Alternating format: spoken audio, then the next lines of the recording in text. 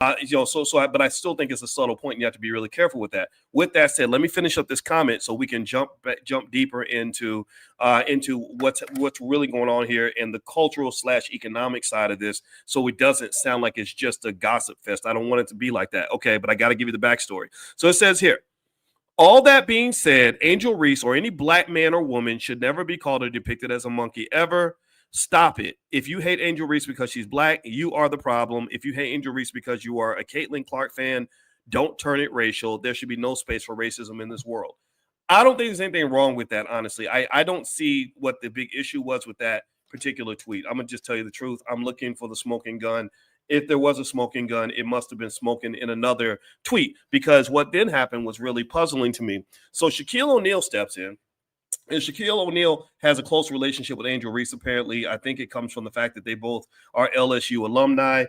There was a time where he made a joke about how good she looked in booty shorts, which I thought was kind of a weird thing for a 50-some-year-old man to say about a 23-year-old. I know that I'm a college professor, and even when I was in my 30s, the 23-year-olds, to me, they were like children. They were college students. I would never make a comment about college students in booty shorts. I think that's an issue, right? That's not something that you say to somebody who looks at you as an uncle type figure. But anyway, but they do have this relationship, and I guess out of his protection for Angel Reese, he comes back and says something like about Robert Griffin. He says, "When I see you, I'm going to punch you in your fucking face."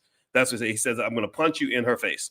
Now, again, D. Rel says he called her a monkey. Show me where he called her a monkey. Just show me the tweet. Show me that, because I have not seen anything.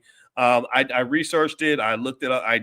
You can go into x.ai or x.com and ask Grok, did Robert Griffin III call Angel Reese a monkey?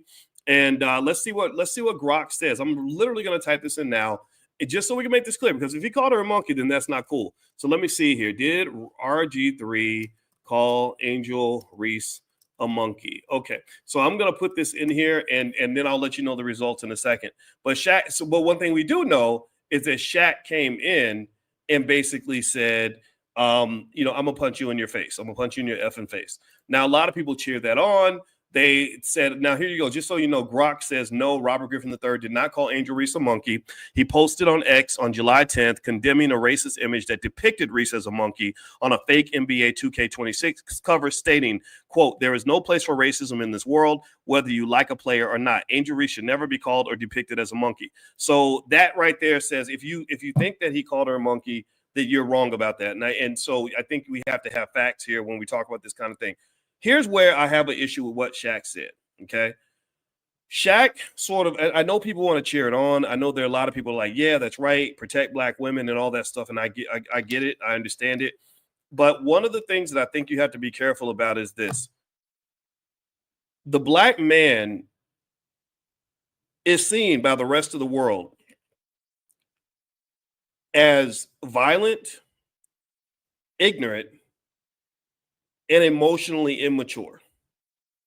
The black man is seen around the world as undisciplined.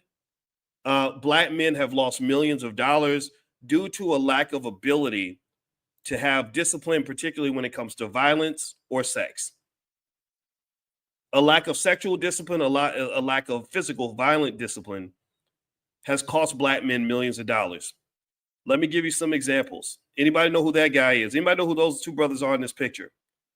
In case you don't know who they are, these are two men, Suge Knight and Tupac Shakur, who right now should be alive, healthy, and living in $100 million houses with their grandchildren.